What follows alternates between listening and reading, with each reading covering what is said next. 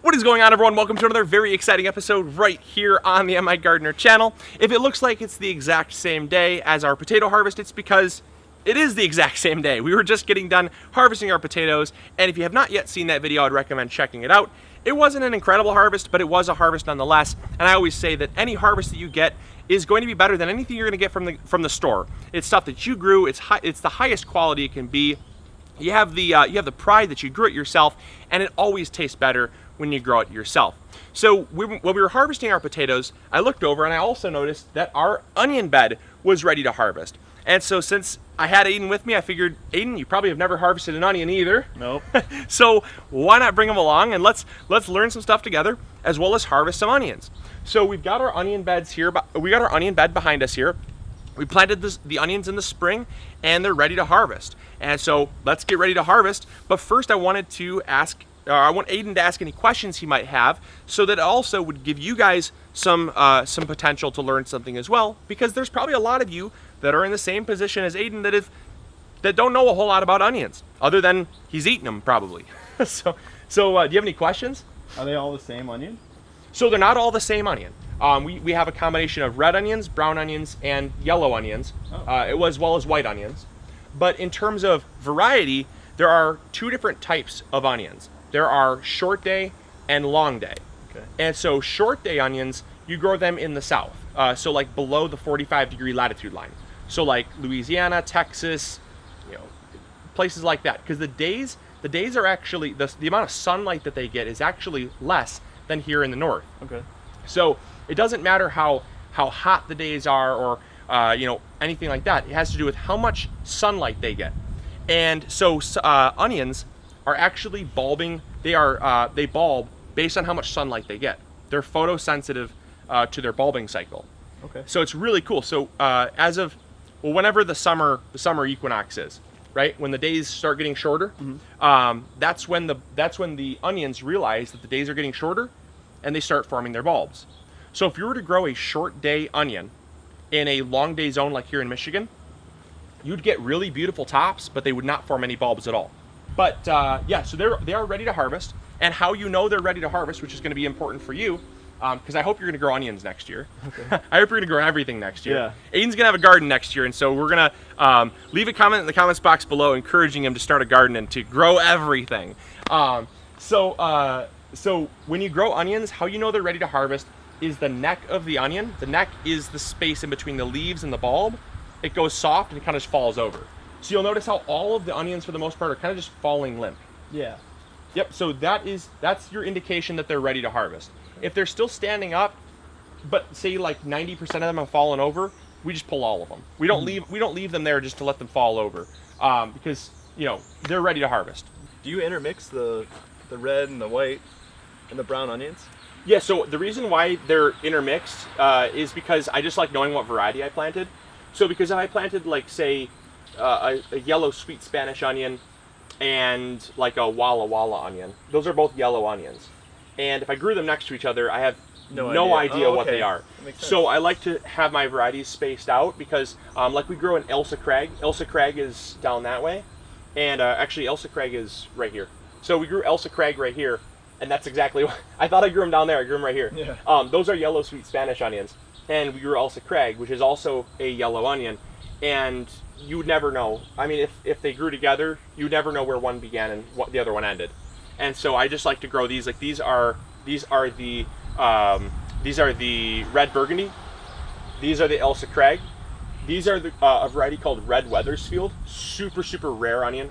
Really rare. Like one of the most rare varieties of onion that you can grow right now. Almost the Red Weathersfield was almost extinct. And hopefully we're going to have more seeds over at MIgardener.com for them. But they were grown over in Connecticut or Pennsylvania. And the variety was almost completely extinct until they located some seeds that a farmer had been saving just as a family heirloom that they've been growing. And they verified the genetics. And in fact, it's a legitimate Red Weathersfield onion. They brought it back basically from the brink of extinction. And now you can at least get some seeds for it. And we have some, or we had some this year. Hopefully we're going to have some for 2021.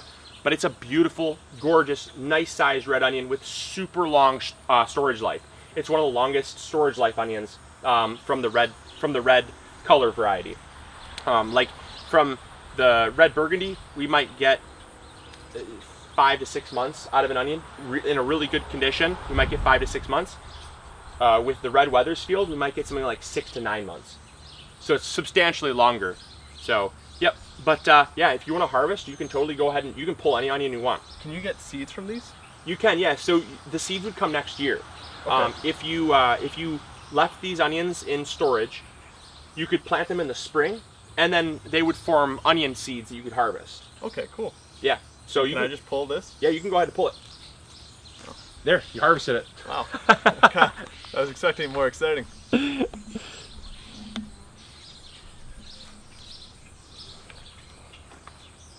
Yeah, and so the skin on here, these outer skins here, we typically, so like we'll leave these kind of intact because they'll actually form a protective barrier so that the onions don't go bad. But we'll take them and kind of wash them off with some water, and then we'll just let them cure dry for about 2 weeks, and then they'll form that skin. It will clip off the top like that, and then they'll be just like the onions you see in the store. Gotcha. But yeah. Where should we put these? Just over there? We can actually probably just stack them up here. And we don't need to know what variety is what at this point. I like to know what variety is what as they're growing, so I can see what does well. Yeah. But after I see that, we can pretty much combine them all together, because an onion's an onion. They're all going to taste the same. Okay. Well, I mean, somewhat the same. Yeah.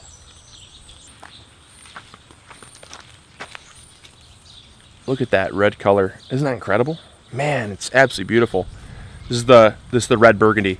You just can't ask for a prettier red color than that. Absolutely gorgeous.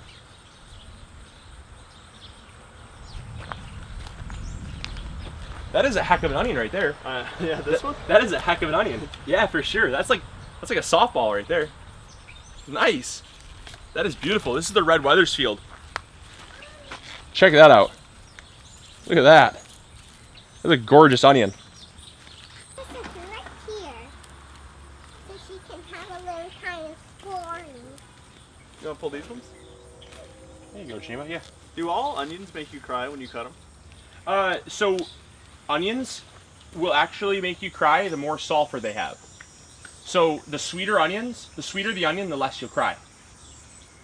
That's why, and it's because there's sulfur compounds. Like when you cut up an onion, that's what makes them spicy, is the sulfur compounds. Mm-hmm. And so the more sulfur there is, the more sulfur compounds are released into the air, and that actually reacts with your eyes. So your eyes sense the sulfur. Makes you cry? Yeah. So your cool. eyes sense the sulfur, and it actually creates tears.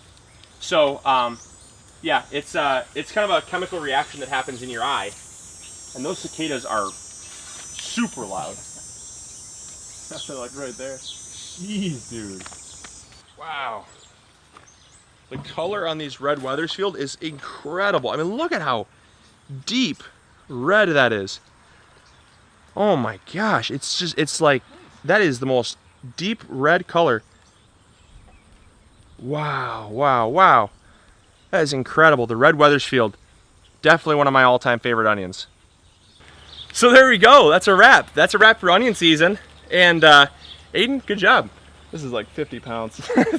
it's probably close to 50 pounds with all the foliage attached. But once you let them cure and you take off all the foliage, you're probably left with, I'd say, probably 15 to 25 pounds. 15 to 25 pounds of onions, which is great. That's a really good onion haul for that. Now, it's definitely not our best. Believe it or not, our best year ever for a bed this size was 100 pounds. Oh, 100 pounds. But we grew all massive onions. You guys probably remember that year. We grew all competition size onions, mm-hmm. and we saved only the best of the best. We planted only the best of the best. Like we thinned out so many, and we did it specifically just to see how many huge onions we could grow. Just to say you can. Just to see you can. So this is by no means, like, this is really normal. This is a great size. Like these onions here, are what you get in the store. I mean, these are perfect size onions for cooking. These are great. And there's nothing wrong with these whatsoever. So because we got like 75% less than our best year ever, that's not a loss in my book. This is definitely a great year for onions. And the nice dry weather, you can set those down if you want.